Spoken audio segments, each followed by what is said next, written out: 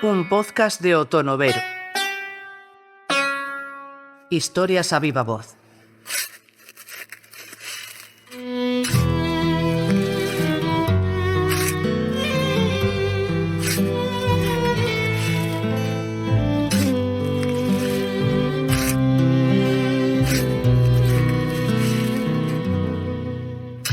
Deseonllos, con todo o xeito ante a sospeita do veciñamento da verdade, barrendo as migallas de terra fría e húmida que se afana en seguir envolvendo e comendo uns osos que loitan por resistir o esquecemento.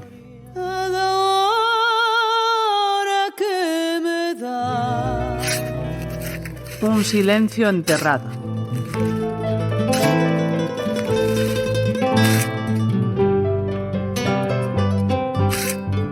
Capítulo 4. Migallas de terra fría.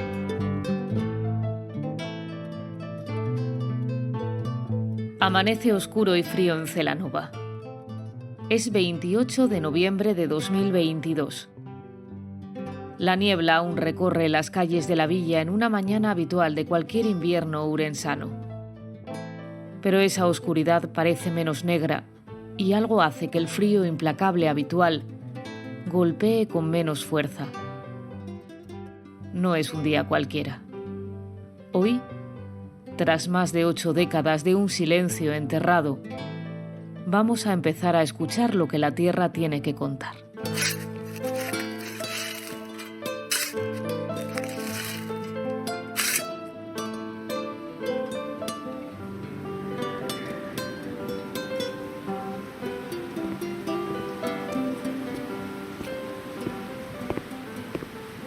Pocas veces y casi nunca para nada bueno hay actividad en el cementerio de San Breixo a estas horas de la mañana. Quizá en noches como aquella de septiembre de 1939, en la que fueron asesinados 7 presos del monasterio de Celanova, sientan el terrible precedente de perturbar la paz de los muertos provocando más muerte.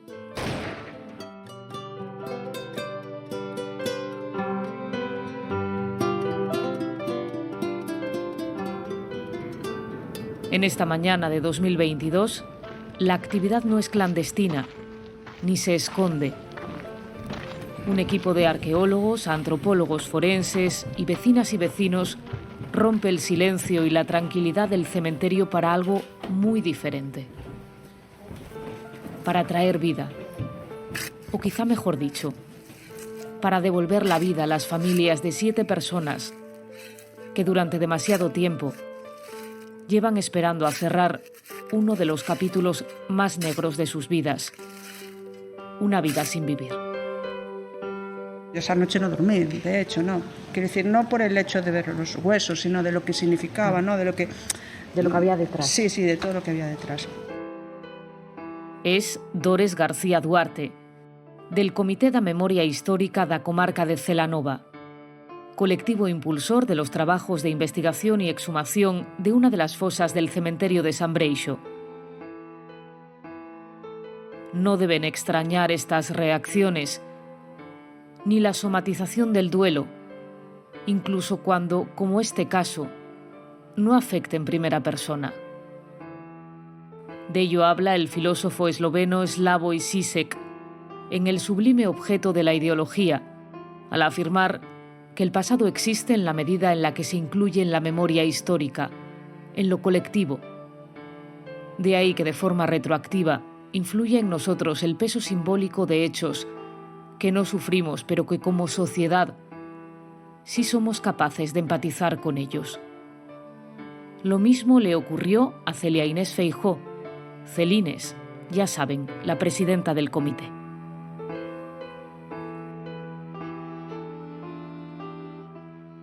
Yo devolví un día que me hicieron una grabación para la memoria, para Instagram, ¿sí? Una grabación oral.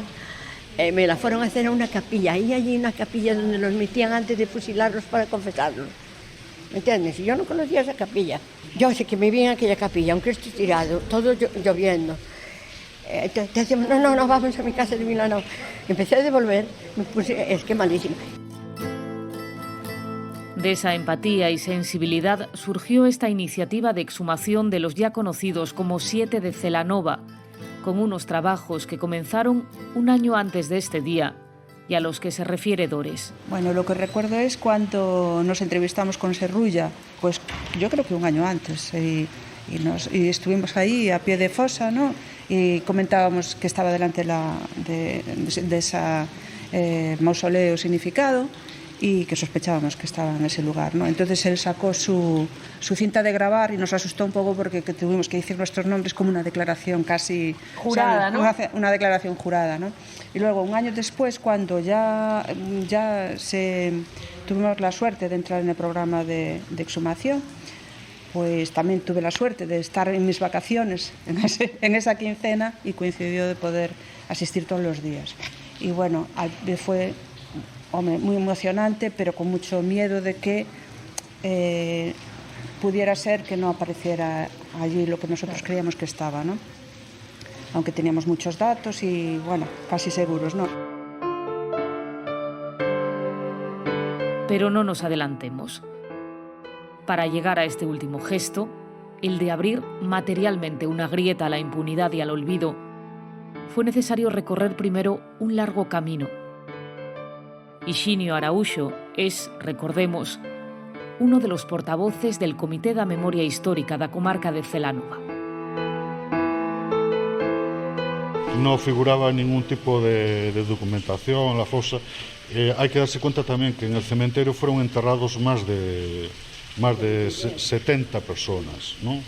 No solo asturianos, porque si recuentas el número de personas, sobre el 60%, o sea, el 40% asturianos y el 60% de todo el Estado, ¿no? O sea, andaluces, extremeños, hay de todo el Estado. En esta ocasión, como en tantas, la necesidad de ocultar los crímenes del franquismo y una sociedad aletargada por el miedo hizo que durante décadas se olvidase, al menos de forma oficial y oficiosa, de las víctimas allí enterradas. Sin embargo, cuando el silencio es obligado, muchas veces la memoria se obstina en revelarse, aunque sea, como en este caso, circunscrita al ámbito familiar. También era un dicho que había en casa, ¿no? Que por lo menos los asturianos estaban dentro del cementerio, ¿no? Yo sabía que había algo, ¿no? Pero bueno, tampoco me imaginaba que aún seguía una fosa allí. Los primeros indicios que aportaron las fuentes orales supusieron la primera piedra en el proyecto que años más tarde vemos hoy materializado. Una carrera de fondo que empujó a Hixinio y al comité a seguir indagando y contextualizando una historia local y a la vez universal que se enraizaba y ramificaba con otros aspectos de Celanova.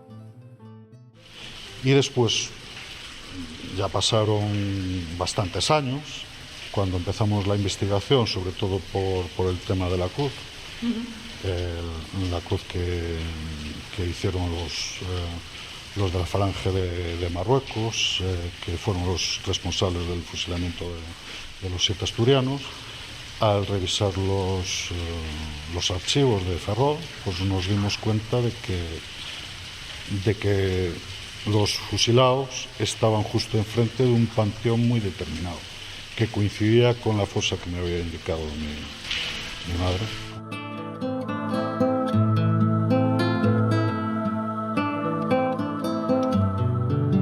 Las piezas comienzan a encajar. Los testimonios y la documentación acreditan los hechos y permiten localizar el espacio. Sin embargo, esto no siempre significa que la fosa se conserve intacta. El paso del tiempo y la impunidad pueden afectar a la materialidad de la verdad histórica. Había, por lo tanto, que proteger ese espacio. Lo que hicimos, primero de nada, fue situar la fosa, o sea, publicitarla de algún modo para impedir que en ese espacio se hicieran nuevos enterramientos, sepulturas, y para que no se alterara el espacio. O sea, publicitándolo sería muchísimo más difícil que ese espacio se tocara. 80 años son una o varias vidas, y la fragilidad de la memoria, el paso del tiempo y los cambios en la morfología de los espacios dificultan muchas veces el reconocimiento de los lugares. Donde antes había un árbol o un muro, puede que hoy ya no estén allí, o que se hayan desplazado incluso una decena de metros. Afortunadamente no fue el caso. Y como el niño que juega a seguir el mapa del tesoro, el comité tuvo las suficientes referencias para poder marcar la X en el plano.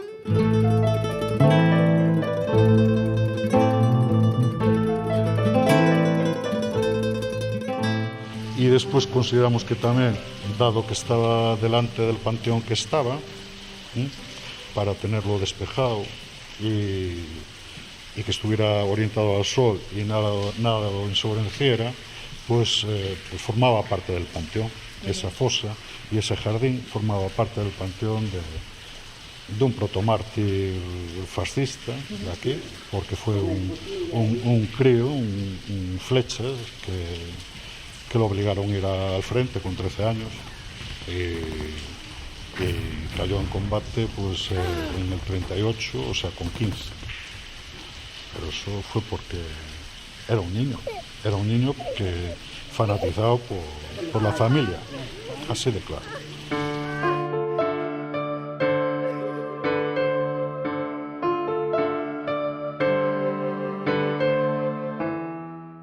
En el año 21, a finales del 21, conocimos a Higinio, del Comité de la Memoria Histórica, que nos preguntó acerca de la posible intervención en esta fosa. De hecho, tuve un encuentro. En cuanto me contó la historia, dije, mira, esto es una bomba, esto, vamos a ver, tiene muchas posibilidades de que los encontremos, ¿no?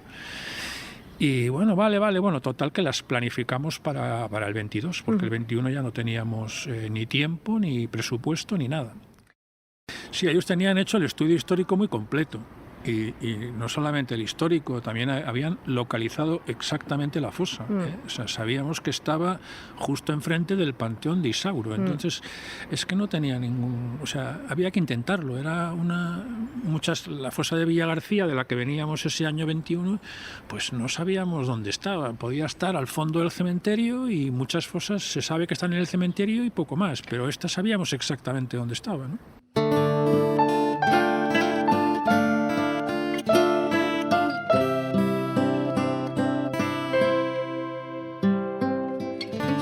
Quien habla es Fernando Serrulla, responsable de la Unidad de Antropología Forense del Imelga, y que se encargó de realizar el estudio de los restos de la fosa de San Breixo, un médico forense de larga trayectoria que ha colocado a Verín, en Ourense, en un puesto de referencia internacional en el ámbito de la antropología forense.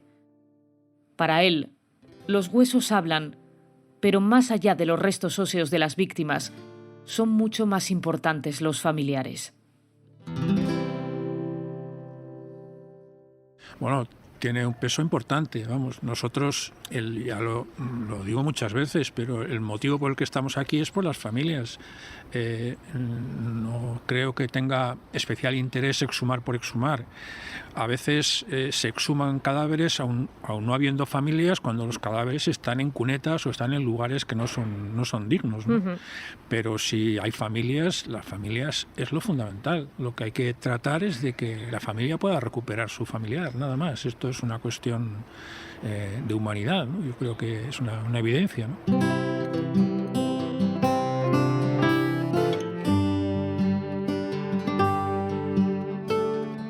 400 kilómetros separan a los primeros familiares localizados de las víctimas. Un largo viaje que se hace más corto si se piensa en lo que supusieron tantas décadas de espera. Porque la espera es el peor acompañante del tiempo. Los segundos se transforman en minutos, los minutos en horas. Una dinámica que en ocasiones se ve alterada por una llamada, por un mensaje.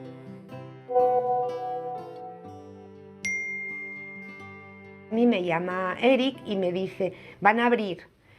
Y yo le dije, a ver, además era diciembre, y yo decía, a ver, Eric, van a abrir, pero no podemos ir ahora, vais a abrir, pero si tardáis una semana, ¿qué hacemos nosotros en Celanova ahí?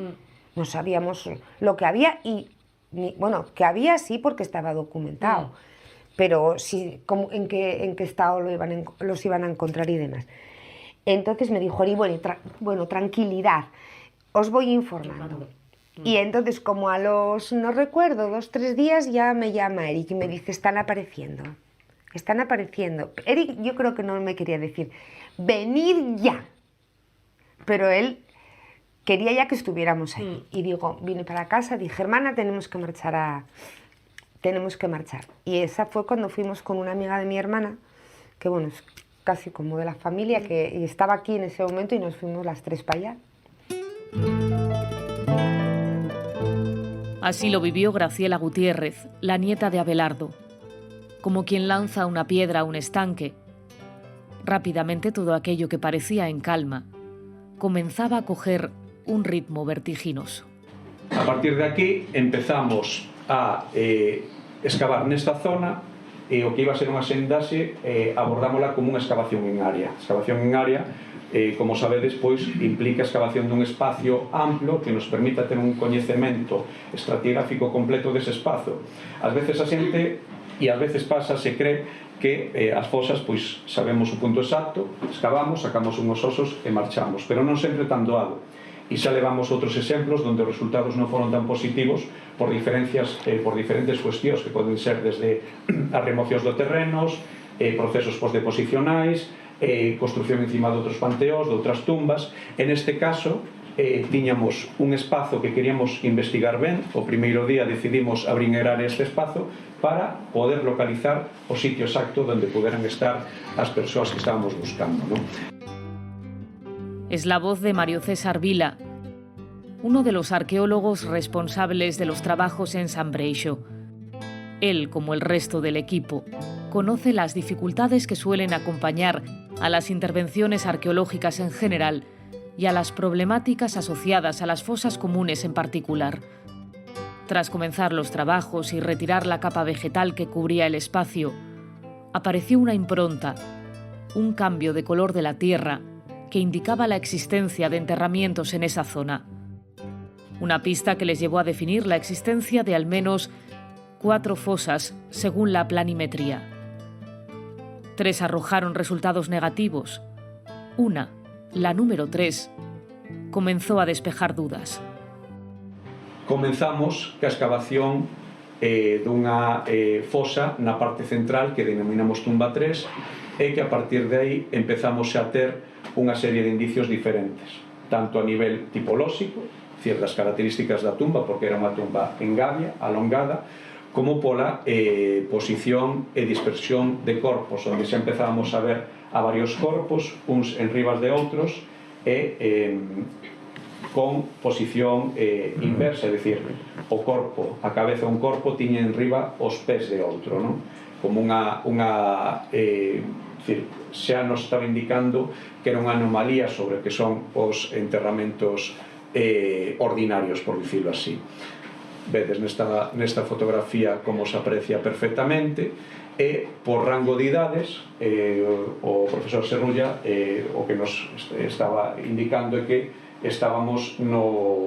podríamos estar no que era a pista correcta, non? A partir de aí, e debido ao limitado tempo, tuvemos 2 semanas para facer o traballo, procedeuse aos traballos de documentación e exhumación, todo de maneira ordenada para que o rexistro nos permita recompoñer logo no futuro como estaban depositados eses corpos, como foron depositados e en que contexto estaban un con respecto a outro deses 7 individuos, non?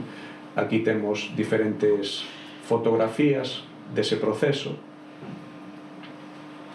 E logo a cuestión é que esa fosa en forma de gavia se prolongaba hacia o corredor do cementerio e comprobamos que no perfil había corpos, é dicir, o que hoxe é o pasillo, é o corredor do cementerio, pois tiña corpos abaixo, co cal os permisos pertinentes, tanto o obispado como o concello, o párroco e demais, as administracións pertinentes, pois fixemos ampliación dese espacio para poder exhumar 2 corpos máis. Co cal, o interesante que conseguimos recuperar 7 corpos, e unha vez rematada a intervención procedimos de novo ao tapado dese espazo e a restitución dos terreos. No siempre ocurre. En muchas ocasiones abrir una fosa no significa encontrar rápidamente los restos. Incluso pueden no aparecer. En este caso, sí hubo suerte. Una mancha alargada del terreno que podía ser una zanja, ¿no? Y bueno, pues ahí empezamos a excavar y efectivamente la fosa estaba en la zanja, metido entre enterramientos ordinarios del cementerio, ¿no? En cuanto vimos el primer esqueleto con signos de violencia, dijimos, ya estamos en el sitio. Y a partir de ahí fueron saliendo los 7, los que esperábamos que debía haber. No es fácil seguir el rastro de todos los indicios. Tampoco que la documentación y los testimonios orales encajen de una forma tan sencilla a la hora de recomponer el puzzle. La materialidad y la evidencia arqueológica en esta ocasión sirvieron para unir esos elementos previos. Todo comenzaba a cobrar sentido. La verdad es que sabíamos que estábamos en el sitio porque el primer cadáver que nos encontramos estaba tirado. No estaba depositado en la posición funeraria convencional, ¿no? Cualquier enterramiento ordinario en un cementerio. Estaba mal dispuesto, tenía un disparo en la cabeza, veíamos que además de ese individuo sobreponiendo la cabeza estaba en los pies del otro individuo, o sea, estábamos viendo que a lo largo de una zanja de unos 4 metros por poco más de medio metro, pues estaban 2 individuos en una posición que no era funeraria, por tanto, enfrente del Panteón de Isauro, 2 individuos con signos de violencia, pues muy probablemente tenían que ser ellos, ¿no?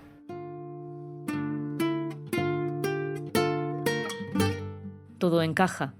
La fosa, tal y como había narrado la madre de Higinio, se encontraba frente al panteón. El número de víctimas coincidía con la historia documentada y el contexto de los restos confirmaba la muerte violenta de las víctimas, reafirmando así la naturaleza criminal como causa del fallecimiento.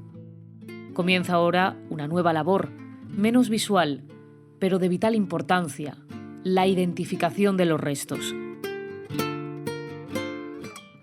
Los análisis genéticos son la mayor evidencia para la identificación de una persona. Es la prueba más fiable, pero a su vez su coste obliga a un cribaje previo. Claro, ten en cuenta que cada análisis genético puede superar los 1.500 euros. Cada hueso que analizamos es mucho dinero, por tanto, si el antropólogo selecciona, oye, vamos a hacer el 3 y el 9, que eran los que había yo planteado, y dije, sí, pues el 3 y el 9 son los más probables. Te puedes equivocar, porque esto no es ciencia exacta, ¿no? Pero bueno, acertamos. Es en este punto donde la habilidad de los antropólogos puede ayudar a priorizar unas muestras sobre otras, en función de otras técnicas auxiliares. Fernando Serrulla explica una que quizá pueda parecer de película: la aproximación facial. Pedí colaboración a un colega que trabaja en la Universidad de Granada, que le gusta como a mí la superposición craneofacial. Y como teníamos las fotos de los dos, pues dije, bueno, vamos a ver. Le dije, sin decirle nada, le dije, Fernando Navarro se llama, Fernando. Le mandé las fotos y le mandé los cráneos. Y le digo, ¿quién es quién? ¿No? Y me dijo, le mandé lo que teníamos, ¿no? Y me dijo, sí, el 3 y el 9, sin saber nada, ¿no? Y entonces coincidió conmigo, ¿no? Dijo, el 3 y el 9, pues vale, pues entonces mandaremos muestras del 3 y el 9, ¿no? Y bueno, pues eso me sirvió a mí como prueba, es una valoración que no es muy subjetiva, no es nada, digamos, exacto, pero bueno, la opinión de él como experto en ver fotografías y ver cráneos, como yo también, que me gusta mucho ese campo, pues bueno, me parecía que él, que tiene mucha más experiencia que yo, podía a lo mejor aportar algo, y efectivamente cuando los dos teníamos la misma opinión, pues me parecía muy improbable que fueran otras personas, pero la genética manda, ¿no? Entonces, desde luego. hasta que no tuvimos el análisis no tuvimos la certeza, ¿no?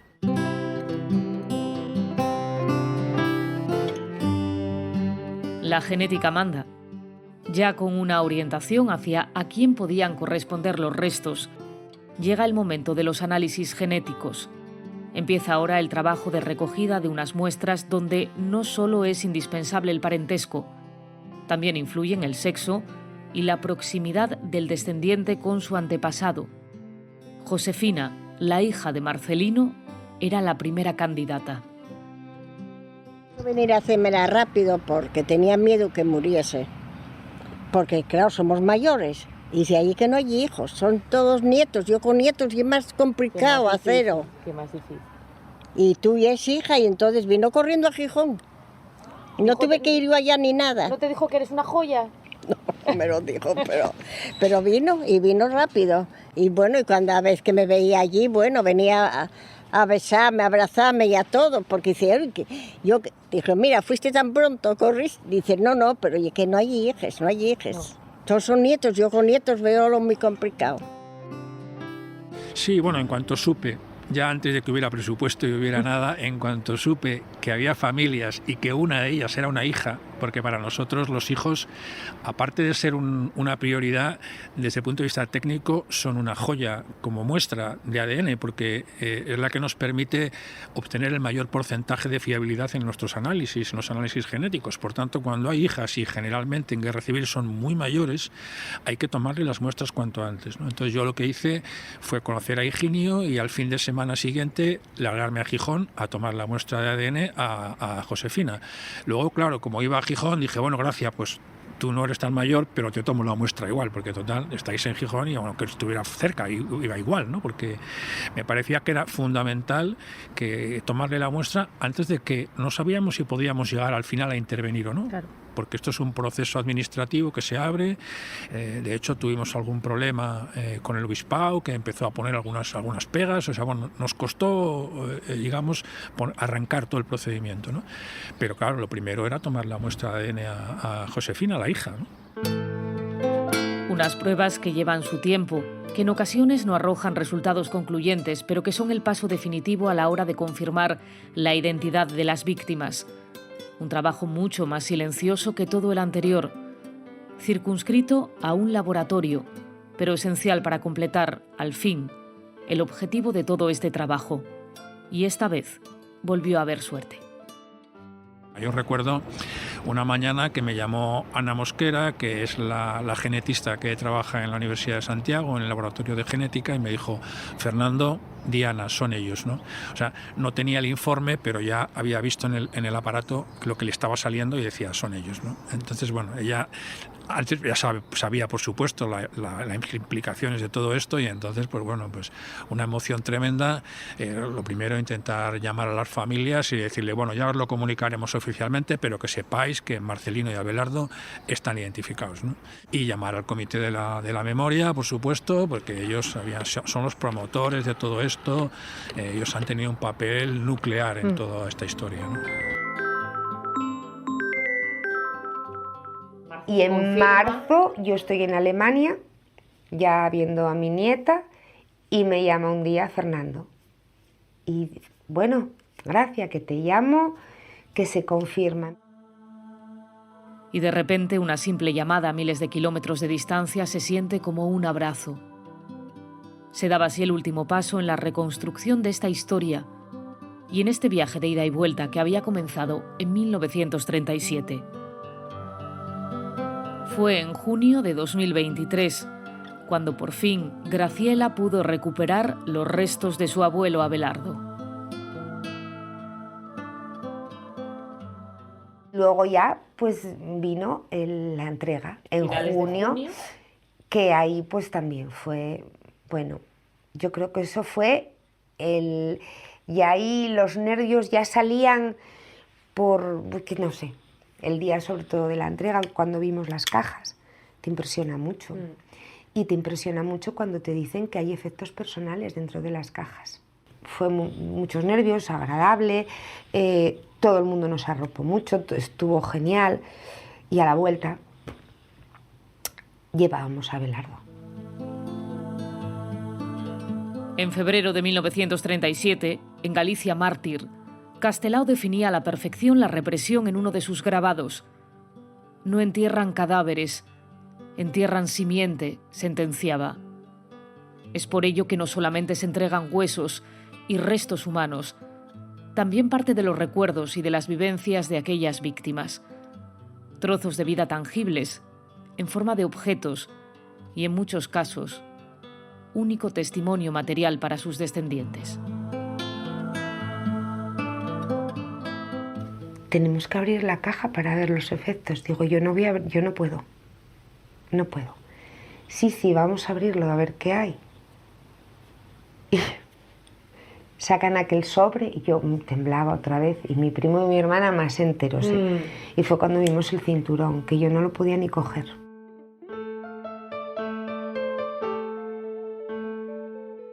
Y bueno, pues son momentos muy emocionantes porque, bueno, aparece, pues yo qué sé, un capuchón de un lápiz, ¿no? Aparecen botones, aparecen cinturones, objetos que, como dice Jordi, pues, o sea, dan la materialidad, ¿no? a las personas, ¿no? Son parte de las ropas y es lo único que queda porque su cuerpo prácticamente no existe, ¿no? Y bueno, los huesos no dejan de ser huesos, ¿no? Pero los objetos son algo que sabes que tu familiar ha tocado, que ha ido con él hasta la muerte, que además se ha preservado hasta ese momento, ¿no? Entonces es algo que las familias agradecen mucho que se les entregue, ¿no? En Japón existe la técnica conocida como kintsugi, que consiste en recomponer objetos mediante uniones de una aleación de oro. Tradición artesana con la que se pretende celebrar la historia de cada objeto y, a su vez, devolverle la vida sin ocultar sus fracturas. Quizá esta técnica milenaria sirva también para comprender la labor de recomposición en esta historia que quebró la vida de 7 familias. Un minucioso trabajo que, lejos de ocultar las heridas y las grietas, busca, sin lugar a dudas, repararlas. El saber dónde está, el cerrar ese círculo, el que te diga no sé dónde está, pues no sé qué, y encima una cosa tan fácil, porque fueron ya no sé si os contaron la historia, fueron nada más que empezó la memoria histórica, que eso solicitaron al Ferrol, abrieron los libros y ahí estaba. Diseño sonoro y ambientación musical, Javier Palomo. Música, María Dofeo. Dirección y guión, David Fernández y Patricia Martínez. Narración, Patricia Martínez. E vai sempre comigo como o vento, cando a nai alumbrou a miña historia, denantes que o meu ser fose memoria. Latejava-me na alma o teu acento, ver-te fora de min é van intento, pois és o mesmo cerne desta escoria que levo nas entrañas triste gloria. Breve vida que esgoto nun alento, como o río camiña polo leito. Andas ti co meu sangue polas veias e compartes comigo o mesmo teito. Nacín das tuas mans débil vasalo,